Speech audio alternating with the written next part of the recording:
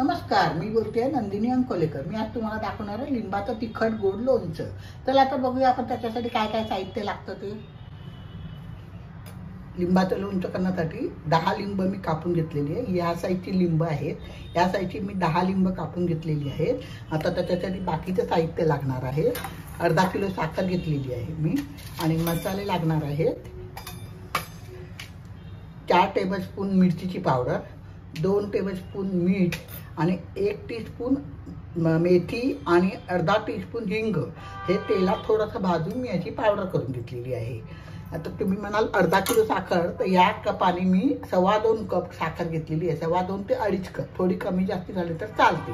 तर या कपाने मी 2.25 ते 2.5 कप साखर घेतलेली आहे। आणि याच्यासाठी ना आता सर्वात शेवटी आपण लिंब सगळी मिक्स करून 4 लिंबाचा रस त्याच्यामध्ये पिळणार आहे। तर चला आता आपण सुरुवात करूया। पहिल्यांदा मी सगळी लिंब एका काचेच्या भांड्यात टाकते। हे लिंबाचं लोणचं लगेच बाटलीत भरायचं नाही, असंच काचेच्या भांड्यामध्ये 4 ते 5 दिवस ठेवायचं। रोज सकाळी उठल्यावरती सगळं छानपैकी स्वच्छ चमच्यानी आपण ते वर खाली करायचं आणि 5व्या दिवशी मग आपण ते बाटलीमध्ये भरून ठेवायचं। तर कोणतंही लोणचं लगेच भरलं ना, तर माझ्या मते तरी असं वाटतं की त्याचं फर्मेंटेशन होत असतं, त्याच्यामुळे त्या वाफेने लोणचं खराब होण्याची भीती असते। त्याच्यामुळे आपण असं केलं ना तर जास्ती लोणचं सुरक्षित राहतं। आता त्याच्यामध्ये आपण साखर टाकूया। पहिल्यांदा साखर पहिले मिक्स करून घेऊया। एकदम सोपं लोणचं आहे, तेल वगैरे काही ह्याला लागत नाही, त्याच्यामुळे कोणीही करू शकतं। फक्त काळजी एकच घ्यायची असते की पाण्याचा हात, पाण्याचा चमचा, पाण्याचं कांदा कुठेही लागू नाही द्यायचं, तर लोणचं आपलं वर्षभर छान टिकतं। आता त्याच्यात मिरचीची पावडर टाकते मी।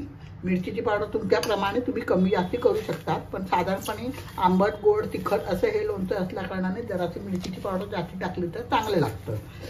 त्याच्यात आता आपण हिंग आणि मेथीचे जे क्रश करून घेतलेले आहे ते मी घालते आणि मीठ घालते। सगळं नीट मिक्स करायचं। झालेलं आहे।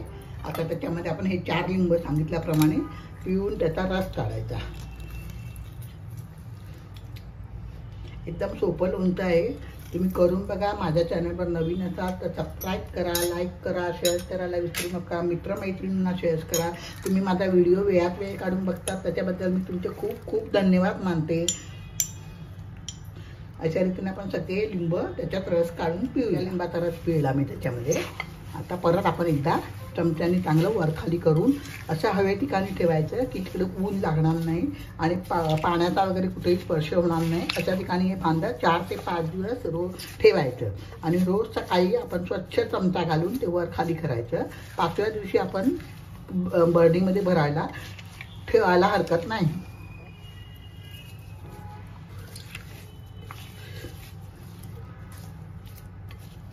दहा दिवसांनी साधारणपणे खायला तयार होतं।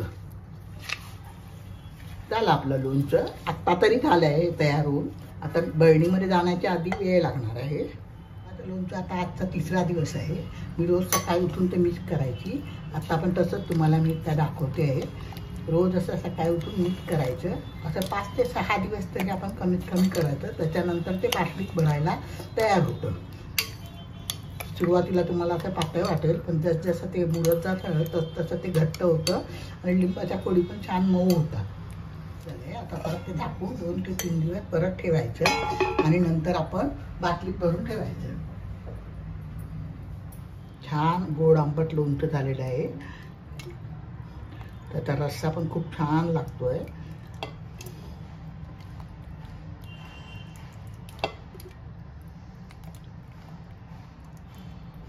अशा रीतीने आपण लोणचं भरून ठेवू।